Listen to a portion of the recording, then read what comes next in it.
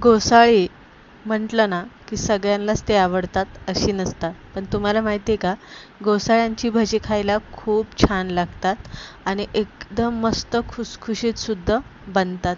काही ठिकाणी घोसाळ्यांना गिलकेसुद्धा म्हणतात आणि काही ठिकाणी घोसाळेसुद्धा म्हणतात.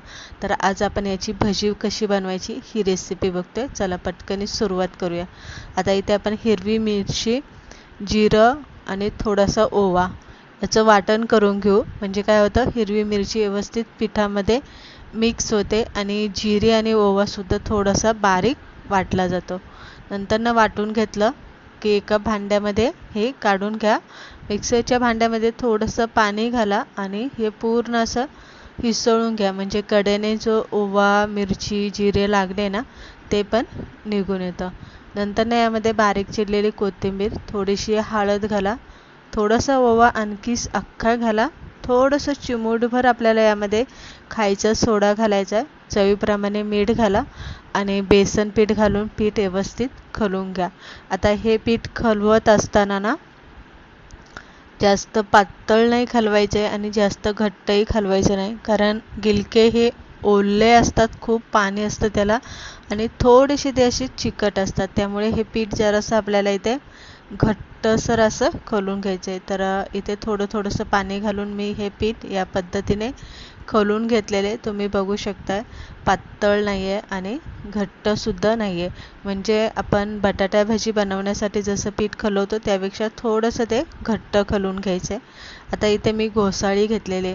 काही ठिकाणी घोसाळ्यांना गिलकं म्हणतात आणि काही ठिकाणी घोसाळी म्हणतात. आता जेव्हा आपल्याला भजी बनवायची ना तेव्हाच ही घोसाळी अशी याच्या चकल्या पाडून घ्यायच्या आणि थोड्याशा चकल्या ना जाड पाडायच्या.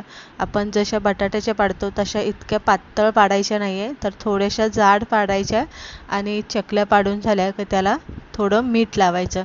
आपल्याला भजी बनवायची ना तेव्हाच हे सगळं करायचं. अगोदर गिलके किंवा घोसाळे चिरून ठेवायचे नाही, नाही तर त्याला पाणी सुटतं आणि ते काळे पडतात.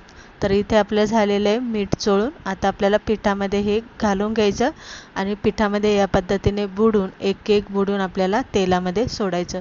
तेल मी पहिलंच गरम करायला ठेवलं होतं आणि इथे घोसाळी खूप पाणी सुटत असतं, पाणीदार असतं, थोडंसं चिकट असतं. त्यामुळे तेल इथे चांगलं तापून घ्यायचं आणि तापलेल्या तेलामध्येच आपल्याला हे चकल्या एक एक पिठामध्ये बुडून सोडायचे. आता जास्त इथे दाटी करायची नाही, जेवढ्या तेलामध्ये बसतील तेवढीच भजी सोडायची.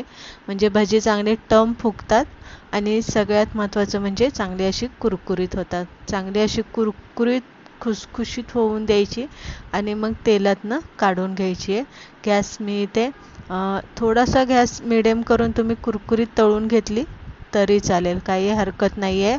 त्याच पद्धतीने आपण इथे दुसरी बॅचसुद्धा तळून घेणार आहे. लक्षात ठेवा, फक्त तळताना आपल्याला गॅस मोठा ठेवायचा तेलामध्ये भजी सोडताना आणि उलटी केली की थोडासा मिडियम करायचा. 2-3 मिनटं चांगली अशी तळून घ्यायची. तेलातनं काढताना परत गॅस मोठा करायचा. 1-2 मिनिट परत तेलामध्ये चांगले तळून घ्यायची, म्हणजे त्याला चांगला कुरकुरीतपणा येतो. तर इथे तुम्ही बघू शकता छान अशी टम फुगलेली खुसखुशीत आहे आणि वरनं छान अशी कुरकुरीत अशी आपली ही घोसाळ्यांची भजी बनून तयार झालेली आहे. जेवताना तोंडी लावायला अप्रतिम लागते. भाजी कोणी खात नाही तर या पद्धतीने तुम्ही भजी